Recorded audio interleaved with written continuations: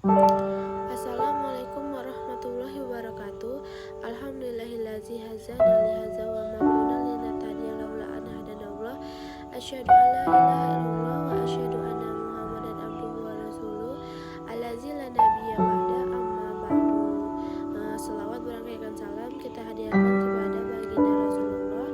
Semoga kita mendapat syafaatnya di kemudian hari kelak. Amin. Kemudian perkenalkan saya Medina Amanda dari kelas Biologi 1 dengan NIM 0704212038. Dari kelas Biologi 1 ingin memenuhi tugas UAS saya yang berbentuk video yang berjudul tentang berdirinya dinasti Abbasiyah. Sebelumnya saya ucapkan terima kasih banyak kepada Ibu Nabila Yasmin. Berdirinya dinasti Abbasiyah. Dinasti Abbasiyah adalah dinasti yang digantikan pemerintahan dinasti Umayyah. Dinamakan Abbasiyah karena pendirinya adalah keturunan Abbas bin Abdul Muthalib. Daulah Abbasiyah berkuasa selama 550 tahun atau 750 sampai 1258 Masehi. Ibu kotanya terletak di kota Baghdad. Luas wilayah kekuasaannya meliputi Asia Barat dan Selatan, Afrika Utara hingga sampai ke Eropa. Terbentuknya Daulah Abbasiyah disebabkan beberapa faktor pendukung, antara lain sebagai berikut.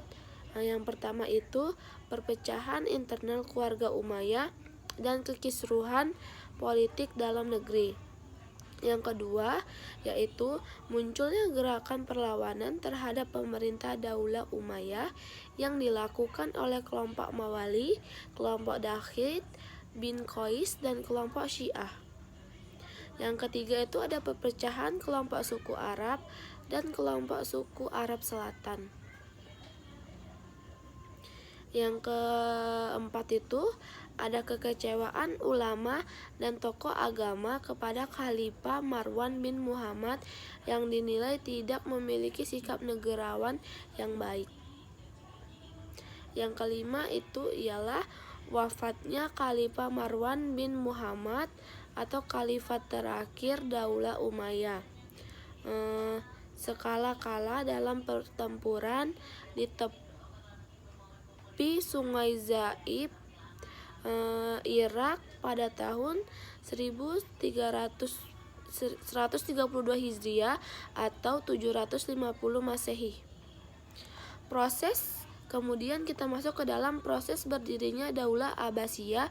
Tidak terlepas dari sosok keluarga Bani Abbas bernama Ali bin Abdullah. Selanjutnya, sebagai keponakan Rasulullah, ia merasa yang paling berhak menjadi pemimpin setelah Khulafaur ar-Rasyidin. Ali bin Abdullah melakukan propaganda anti Umayyah.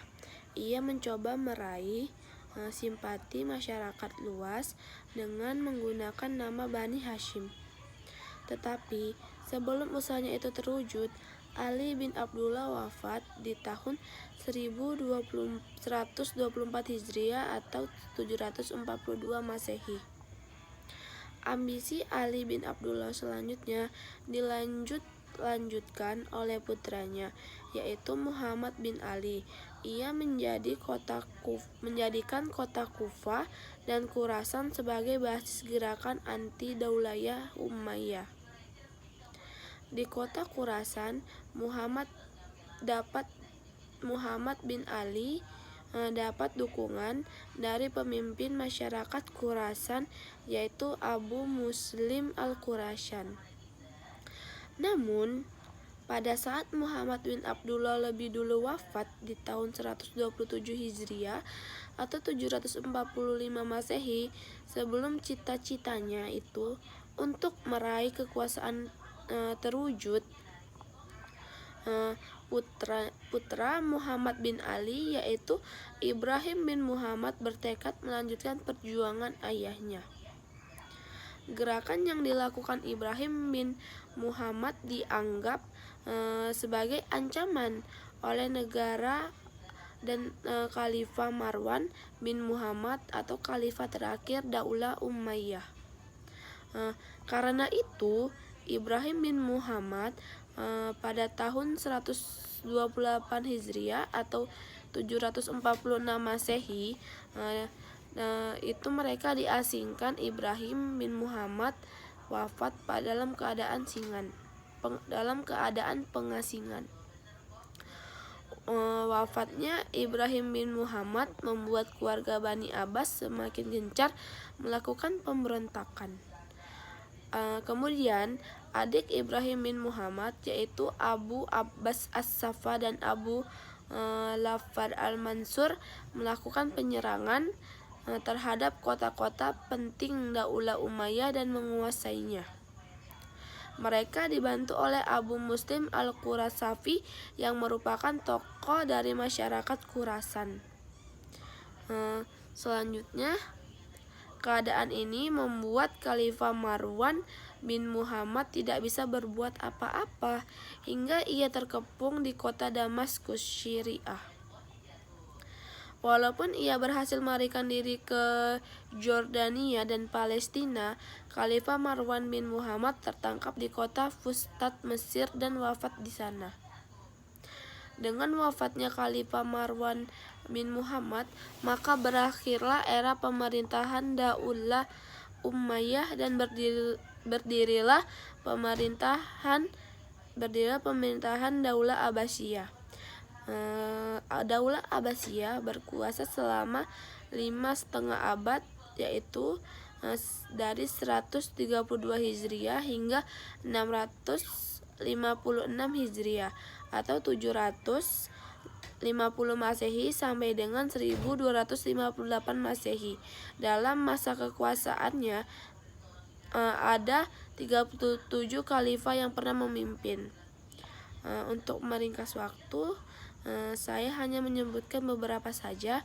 Yang pertama Khalifah Daulah Abbasiyah, antara lain ada Abdul Abbas As-Safa atau sering dikenal dengan Abdullah bin Muhammad bin Ali bin Abdullah bin Al-Abbas, itu sekitar tahun 750 sampai 754 Masehi. Kemudian ada Abu Ja'far Al-Mansur atau Abdullah bin Muhammad bin Ali bin Abdullah bin Al-Abbas 754 sampai 775 Masehi. Kemudian ada Al-Mahdi Muhammad bin Abu Ja'far Al-Mansur 775 sampai 785 Masehi. Kemudian ada Musa Al-Hadi atau Musa bin Al-Mahdi bin Al-Mansur 785 sampai 786 Masehi. Kemudian ada Harun Ar-Rasyid atau Harun bin Al-Mahdi bin Al-Mansur 786 sampai 809 Masehi. Selanjutnya atau kemudian setelah berdirinya selama 5,5 abad, Daulah Abbasiyah kemudian runtuh. Ada beberapa faktor penyebab keruntuhan Daulah Abbasiyah, antara lain yang pertama itu pastinya ada faktor internal, hubud dunia atau kecintaan yang berlebihan terhadap kemewahan dunia yang membuat khalifah hidup berfoya-foya.